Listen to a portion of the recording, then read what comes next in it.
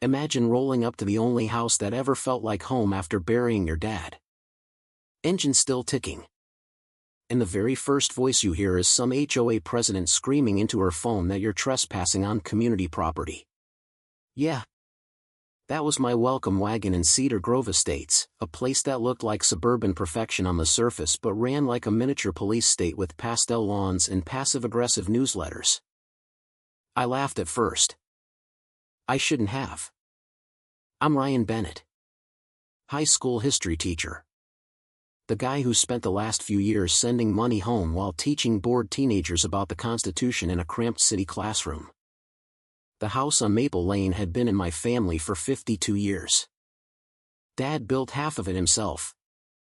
But the neighborhood had quietly expanded its HOA boundaries a couple years back. And apparently Karen Langley, the newly crowned president, decided my lot was now part of her kingdom whether the deed agreed or not. She stood in my driveway like she owned the asphalt. Flanked by two board members clutching clipboards like medieval scrolls. Perfect blonde bob. Pastel cardigan. Smile sharp enough to cut glass. Sir. This is a private, covenant-controlled community. You'll need to present identification and state your business immediately. I rolled down the window of my old Tacoma. Still dusty from the drive. My business? Unloading boxes into my own garage. This is my house. William Bennett's place. Ring any bells? Her smile never wavered. But her eyes went flat. The property was brought under HOA governance per the 2021 annexation vote. You'll find the updated covenants quite clear. Section 7.3. Unauthorized entry is a violation. I showed her the deed. The will. The tax records. She scanned them like they were offensive graffiti. 10 minutes later a sheriff's deputy pulled up. Old family friend. Actually. One look at the paperwork and he shut it down fast. Ma'am. This man owns the property outright. It's not under your jurisdiction. Have a nice day. Karen's lips pressed into a thin line. As the deputy walked away she muttered just loud enough for me to hear. Just like his father. Always thinking the rules don't apply to them. We'll see about that. That night I found the old lawsuit files in Dad's desk. 15 years ago Karen, then a real estate agent, tried to forge a survey to steal 3 acres of our land for a flip. Dad didn't just beat her in court, the judge called her actions predatory and yanked her license for 6 months. She'd been carrying that grudge like a designer handbag. The next 72 hours were death by 1,000 petty violations. Violation Notice 1, lawn height exceeded approved 2.75 inches by 0.4 inches. Fine, $250. Violation Notice 2, American flag displayed on a non-HOA approved pole. Fine, $175. Violation Notice 3, unauthorized edible vegetation, my 4 tomato plants. Fine, $300. Violation Notice 4, trash cans visible from the street for 11 whole minutes after pickup. Fine, $150. Each one came with a cheerful cover letter, "We're simply protecting property values and community harmony. Mr. Bennett. Rules are what make a neighborhood great." I stayed quiet. I documented everything. I smiled politely at the community Facebook group when people started whispering that the new guy was hostile to standards. I even mowed the lawn at 7:01 a.m. on a Tuesday because apparently that was the only approved mowing window. Then the real fun started. My principal called me in. Ryan. We've received multiple complaints from Cedar Grove residents about threatening behavior toward neighbors.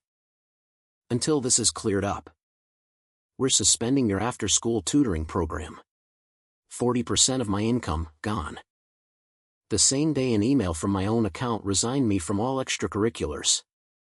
I never sent it. Someone had been in my school Gmail at 3:12 a.m. I sat in Dad's old office that night staring at the stack of fines totaling over $9,000 and felt the cold kind of rage that makes you dangerous. Karen wasn't trying to annoy me. She was trying to bleed me out. The final punch came at 2:47 a.m. I woke to the sound of my sprinklers screaming. By sunrise, my entire backyard garden, Dad's pride, the heirloom vegetables and berry bushes we'd tended together, was brown and dead. The smell of industrial herbicide hung thick in the air. The main irrigation line had been sawed clean through and pumped full of expanding foam.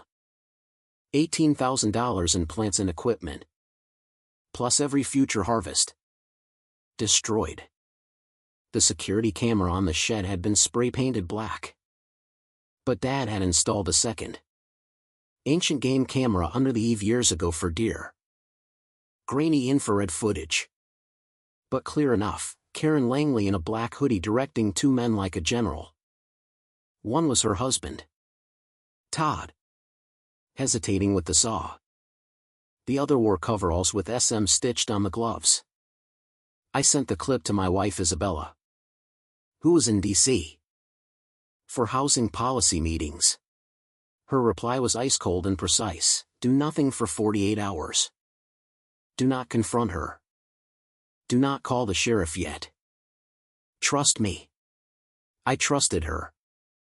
Always have. 2 days later, Karen called an emergency community meeting at the rec center to address the ongoing Bennett situation and protect our neighborhood from further disruption. The room was packed. She stood at the podium in a power red blazer, gavel in hand, looking like she'd already won. Before she could start her speech, I stood up quietly. Before we begin, I have something the entire community should see. I plugged in my laptop. The infrared video played on the big screen. Karen directing the sabotage. Todd sawing pipes. The room went dead silent, then erupted in whispers. Karen's face flushed crimson. She slow clapped. Impressive special effects, Mr. Bennett. Everyone. This is exactly the kind of divisive misinformation I warned you about. Clearly doctored. She gestured to a slick guy in the front row, Stanley something, a technology consultant who'd moved in 6 months earlier. He stood up smoothly. As a digital forensics expert, I can confirm this video shows multiple signs of manipulation. Deepfake artifacts are obvious. The crowd started murmuring again. Doubt creeping in. Karen smiled like a shark. Furthermore, under the updated covenants, any property that negatively impacts community well-being can be subject to a lien and potential reclamation. You have 30 days to pay $185,000 in accumulated fines and assessments, or the HOA will assume control for the benefit of all residents. That was when the side door opened. Isabella walked in wearing a sharp navy suit, heels clicking like countdown timers. Every head turned. She moved through the crowd like she owned the room. Video evidence can be tricky, she said, voice carrying without a microphone. So let's talk about something harder to fake: bank records. She opened her laptop and the projector switched to spreadsheets and wire transfers. My name is Isabella Bennett. I'm senior investigator for the Federal Housing Oversight Task Force. For the past 14 months we've been looking into systematic fraud across multiple Colorado HOAs, including Cedar Grove Estates. Karen's confident smile froze. Isabella continued calmly. Mrs. Langley, your signature appears on incorporation documents for 3 shell companies: Sunrise Holdings, Pinnacle Development, and Evergreen Ventures. Over $4.7 million in HOA dues has been funneled into those accounts over the past 2 years. Funds meant for road repair, the community pool, and actual maintenance. Instead, they paid for your lake house in Montana and a very nice Porsche in Todd's name. The room exploded. People were shouting. One woman stood up yelling about her skyrocketing dues while the pool stayed closed. Karen's face went from red to ghostly white. This is outrageous. These are baseless accusations.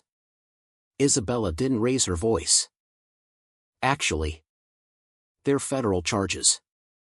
Embezzlement. Wire fraud.